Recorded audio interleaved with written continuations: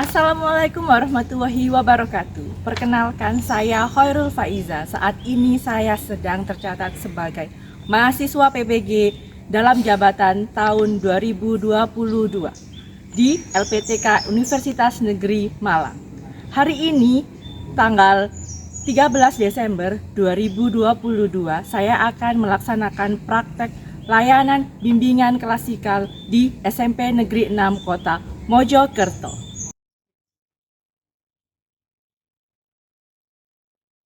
Assalamualaikum warahmatullahi wabarakatuh. Waalaikumsalam warahmatullahi wabarakatuh. Oke, kelas ini gimana kabarnya hari ini? Baik. Adakah yang sakit hari ini? Semuanya masuk? Masuk. Nihil saja yang tidak masuk? Ya.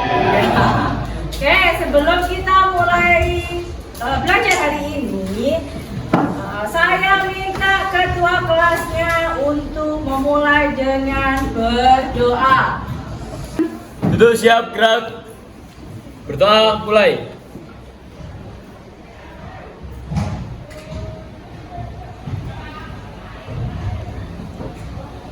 Berdoa selesai. Oke, hari ini kita belajar selama 40 menit ke depan. Belajarnya belajar tentang apa? Ada yang sudah tahu? Oke, di kelas ini ada yang masih terlambat datang ke sekolah? Alhamdulillah. Tapi masihkah ada yang mengerjakan tugas atau PR-nya di sekolah? Bohong banget. Ayo ngaku siapa yang masih mengerjakan tugasnya di sekolah atau di kelas? Angkat tangannya.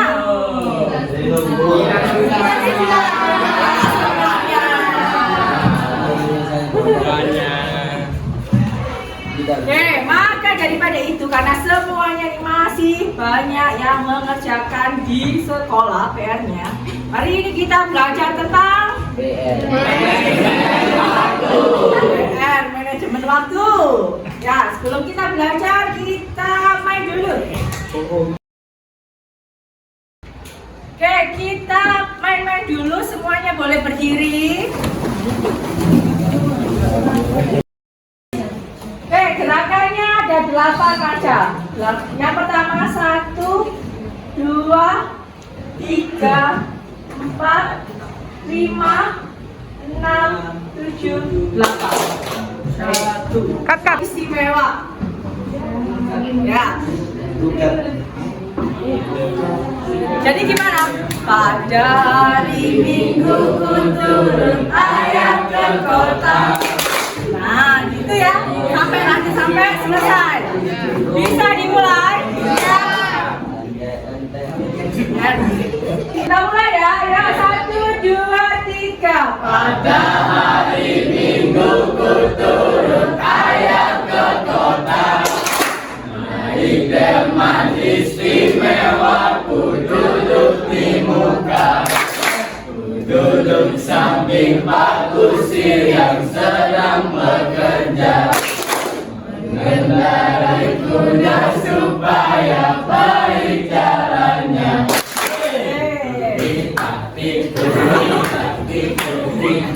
Semuanya sudah konsentrasi, semuanya sudah ada dan gerakan tadi. Boleh duduk semuanya. Oke, kegiatan hari ini selama kita belajar, yaitu yang pertama nanti saya akan menayangkan video. Video itu nanti ada pertanyaannya nanti boleh kalian tulis dulu, kemudian kalian diskusikan. Sekarang setelah diskusi dengan kelompoknya masing-masing ini, nanti ada kelompok yang presentasi hasil diskusinya, dan ada juga yang menyanggah atau bertanya. Selanjutnya nanti kalian ada mengerjakan LKPD seperti itu. Nah, hari ini tujuannya apa pembelajarannya? Silakan boleh dibacakan apa tujuan pembelajaran hari ini. Yang pertama, Analisis sama posisi manajemen waktu. oke, yang kedua, Serta menganalisis kegiatan-kegiatan yang dilakukan. yang ketiga,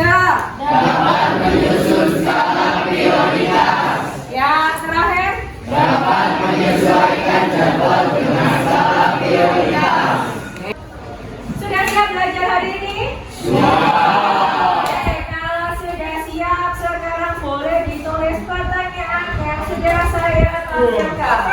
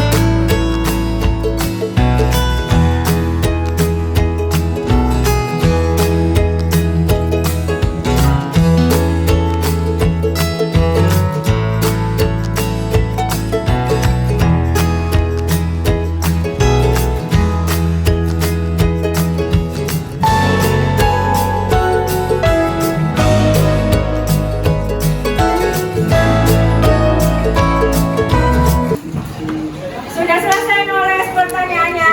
Sudah. Sekarang selanjutnya kalian amati video yang akan saya tayangkan ya.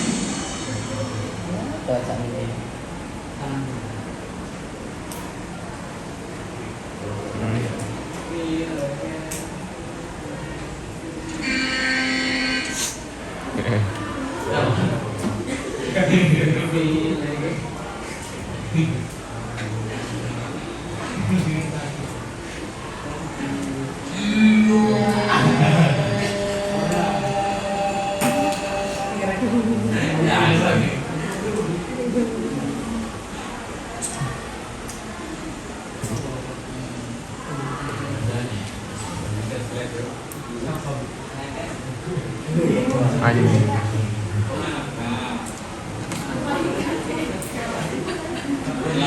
Daniel, kok bisa? Ini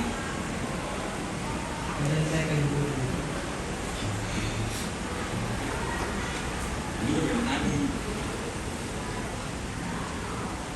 Kok bisa? Ayo, pernah juga betul susah menjadi. Tapi sampai jam berapa?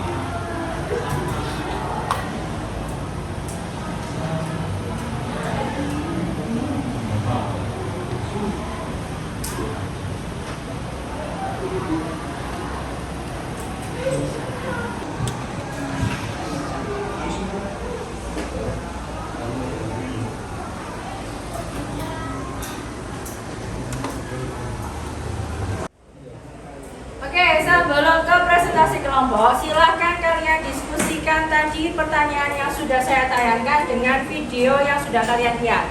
Nah, sekarang silahkan didiskusikan dengan kelompoknya masing-masing.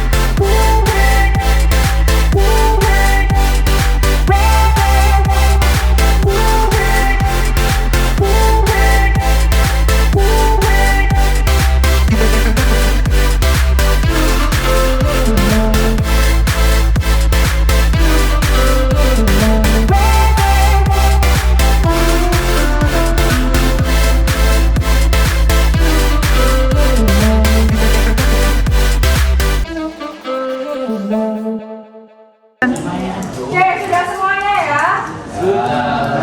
Kali ini siapa yang mau presentasi hasil diskusinya? Kelompok 1? Ya, kelompok 1 mau? Oke, silahkan dibacakan hasil diskusinya apa? Siapa yang mau? Hari ini saya akan membacakan hasil diskusi kelompok cara memanajemen waktu. Yang pertama, tetapkan tujuanmu. Yang kedua, lihat apapun yang bisa membuang waktu. 3. Menerapkan rencana memanajemen waktu. 4. Gunakan alat untuk mengatur waktu. 5. Belajar meminta bantuan orang lain. 6. Buat jadwal rutin. 7. Menjadikannya kebiasaan membatasi waktu untuk melakukan sesuatu. 8. Pastikan kebutuhan kerja Anda disimpan dengan benar. Dan yang terakhir adalah isi waktu menunggu. Dan yang selanjutnya adalah kelebihan manajemen waktu. Yang pertama, mencapai produktivitas dan efisiensi yang lebih besar. Kedua, memiliki reputasi reputasi profesional yang lebih baik. Ketiga, tekanan atau stres juga akan menurun. Keempat, meningkatkan peluang dalam mencapai kesuksesan. Kelima, memiliki keseimbangan dalam kehidupan sehari-hari. Dan yang terakhir adalah peluang karir yang jauh lebih baik. Selanjutnya adalah dampak manajemen waktu yang buruk, melewati batas waktu tertentu, aliran kerja atau juga alur kerja yang kurang efisien, kualitas pekerjaan buruk, memiliki reputasi profesional negatif, meningkatkan tekanan atau tekanan kerja dalam kehidupan sehari-hari, ketidakseimbangan hidup akan terjadi, peluang karir yang stagnan atau juga berkurang. Ya, terima kasih untuk kelompok 1. Tepuk tangannya untuk kelompok 1. Oke. Selanjutnya kelompok yang lainnya, ada yang menyangga atau bertanya? Mulai angkat tangannya.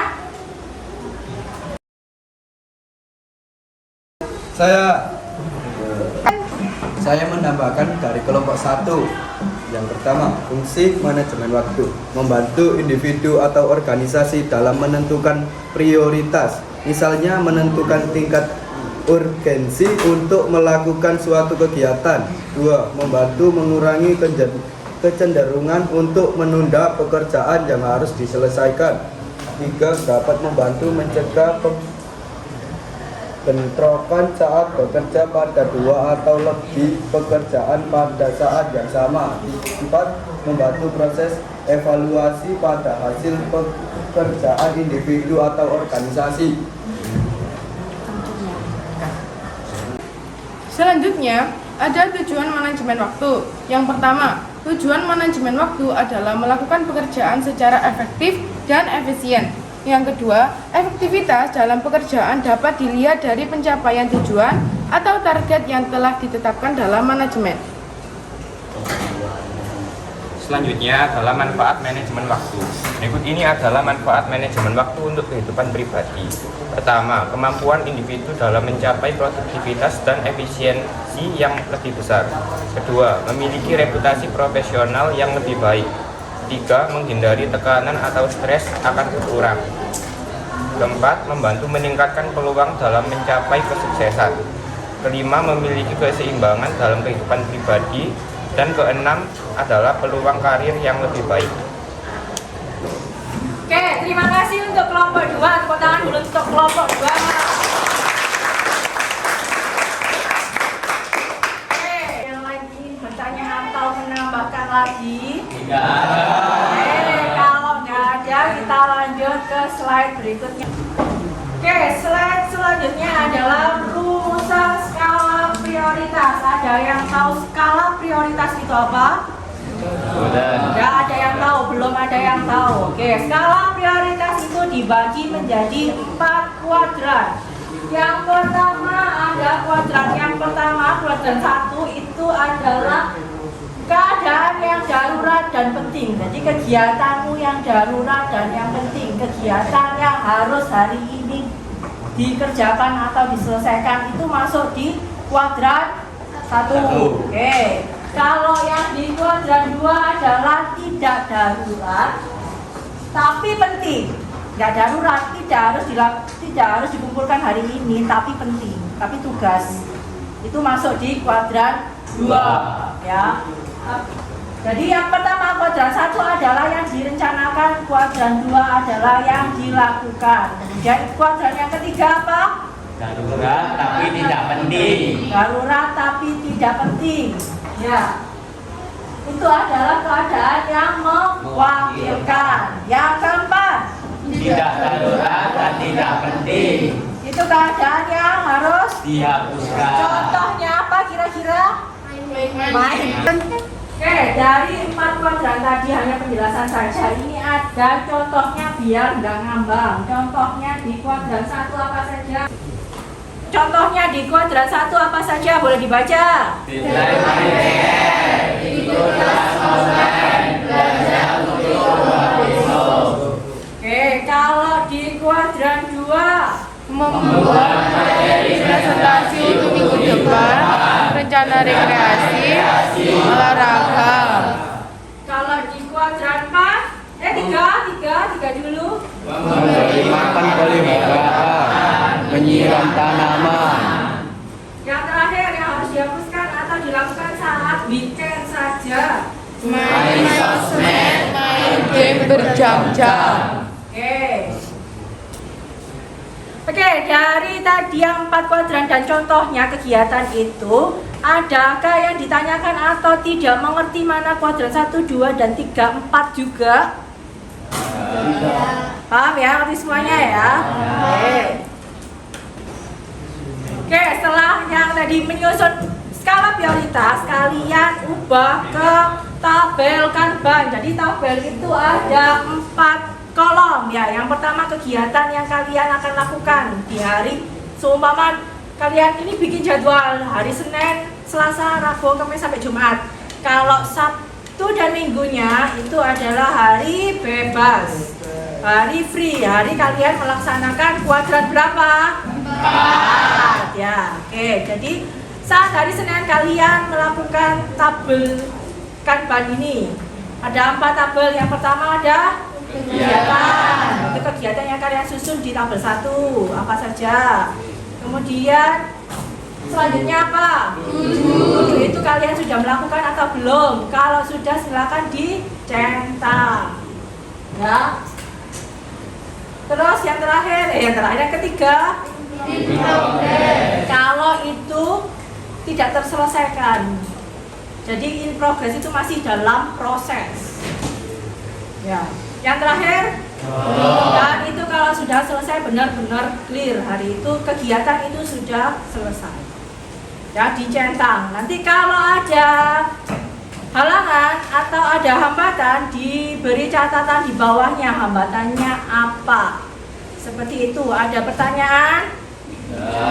Bisa dilaksanakan atau dilakukan, dikerjakan tabel skala prioritas dan tabel Kanbannya. Oke, silakan dikerjakan.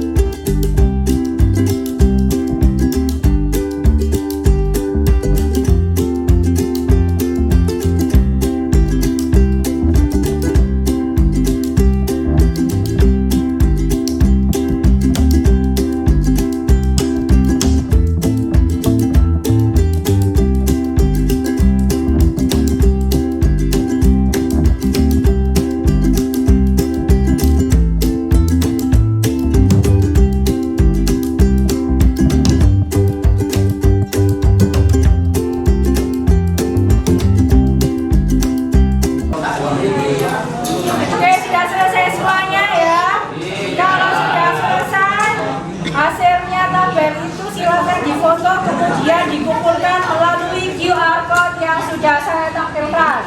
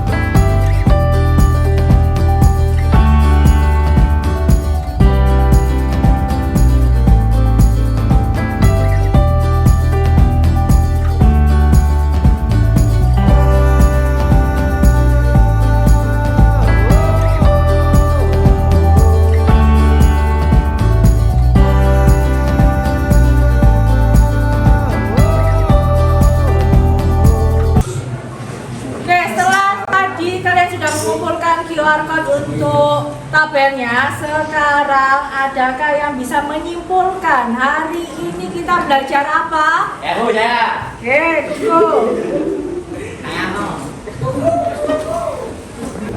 Siap ya. Hari ini kita belajar tentang manajemen waktu.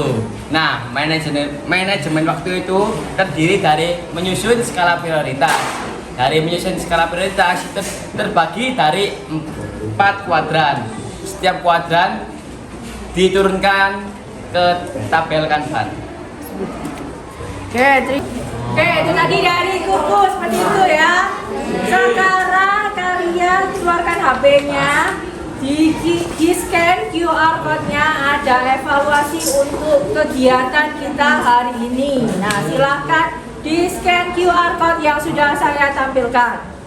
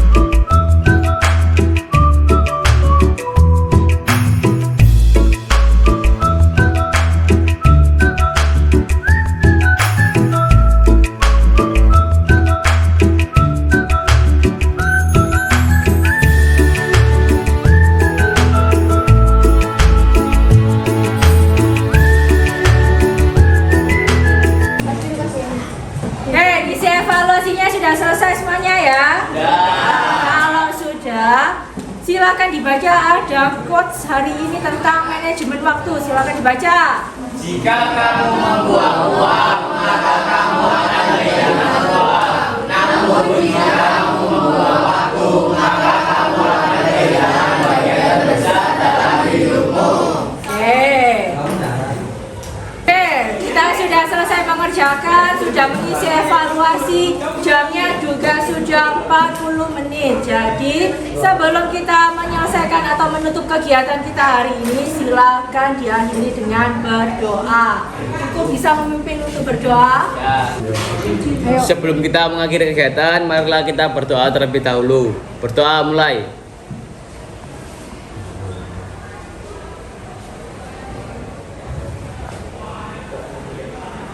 Berdoa selesai. Beri salam. Assalamualaikum warahmatullahi wabarakatuh. Waalaikumsalam warahmatullahi wabarakatuh. Selesai.